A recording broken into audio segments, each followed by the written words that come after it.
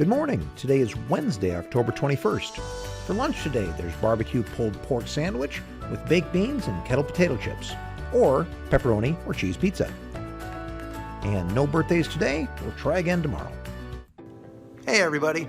So last August, just before school started, I was coming into work one day and I looked up in the sky and noticed that the weather was getting a little interesting. Now the wind was blowing at a pretty good clip down on the ground. But when I looked up at the clouds and noticed how fast they were moving, then I knew that it was really going pretty hard. Pretty soon that wind picked up even more, as you can see by looking at both the trees and the flags. After a little while, the rain started coming down, and I had to step back inside the entryway so I wouldn't get soaked. It wasn't until I went inside and looked at the radar report, though, that I realized how big this storm was.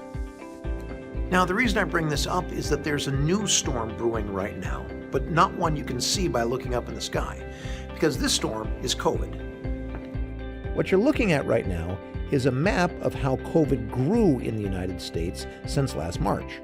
If you look up at the top, you can see what date it was, and the bigger the red spike, the more COVID cases there were. Now I'm going to pause it here on September 1st, which was the first day of school. And now let's zoom in on Wisconsin so you can see how things have gone for the past month and a half. You'll notice that in Wisconsin right now, as in much of the upper Midwest, the red is much higher than it was when school started. That same information is shown on this chart of COVID cases in Wisconsin. If you look at September, you can see the numbers go up quite a bit since school started.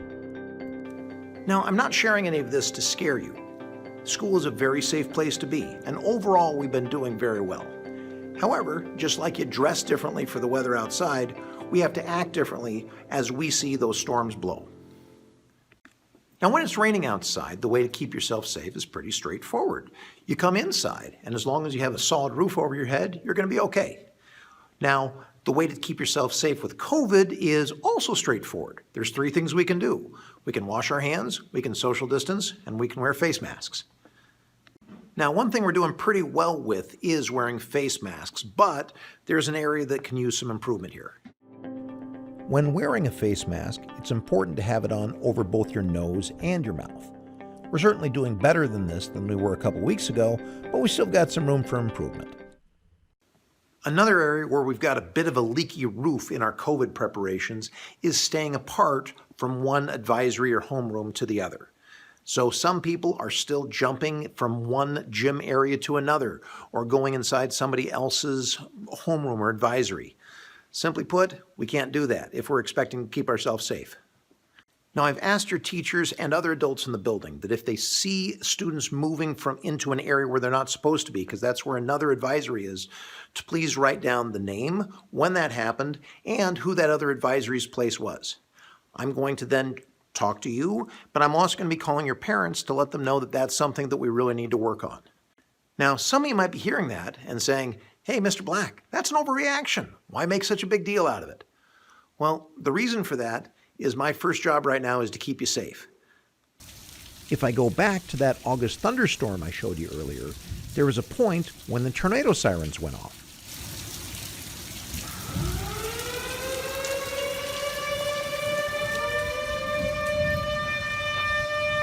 Now, things didn't get bad enough that a tornado actually hit Nekoosa that day, but it was a warning that it was probably time for me to stop filming and go inside. Just like with the weather, I'd rather be too safe than not safe enough. Here's the thing. We understand that it's not fun to keep you apart like this. We're not enjoying it any more than you are.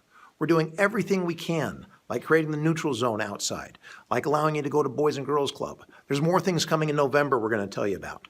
We're doing everything we can to help you come up with ideas to be able to get through this well. But to get through this well, we got to protect each other. We've got to help each other. Now, I find it reassuring that just like the weather, at some point the COVID storms are going to pass. We're not there yet, but it's something to look forward to, and we're going to make it.